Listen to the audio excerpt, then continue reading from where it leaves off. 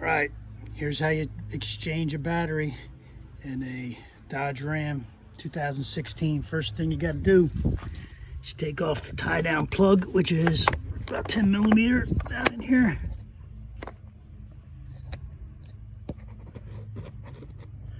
Right there, way down in there. Make sure you got an extension. Okay, we finally got that darn lockdown screw off, and this is what comes out. Get flat on one end, somewhat curved on the other. The flat end goes up, holds the battery in place. Pain in the butt to get off, but necessary part.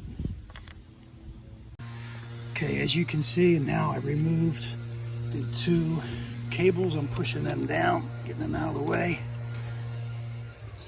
This one was kind of hard because it was bent backwards, but we got it off. 10 millimeter, do the trick. Stay down. Now we're going to remove this cover. And the cover is not to keep it warm, it's actually to keep it from being overheated. So I'm going to pull this cover off, and then we're going to slide the battery out. I'm sure that's not good to breathe in. Okay, here's what the battery looks like without the cover. And this is important. You have to slide it forward and then up. You won't be able to pull this up without sliding it because there's a little lip underneath that I'll show you. And it'll take two hands to pull this whole thing out. It's pretty heavy. All right, so I'm going to remove the battery. Okay, you may be able to see this little lip right here. And for those of you watching, I did lift it out with one arm. I just want to make note of that, not two. So when you put the battery in, you're going to slide it in and then slide it down to the side. This kind of locks it in place. Then we're going to put our lockdown screw, remember, that we started with, back in at the end. Okay, so I put our little nut back in place here to hold everything together. And this is going to be a 10 millimeter. This will hold the battery in place so it doesn't get jostled around.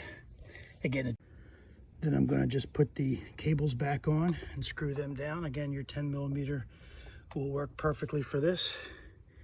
Then put the cover on. We'll be back ready to go. Ready to take on the next pool job. Okay, we've replaced the insulation, screwed everything back down as best we could. Breathed in all those harmful chemicals, I'm sure, coming from this dusty stuff. Now again, remember, this is not for insulating it. It's actually to keep it from overheating.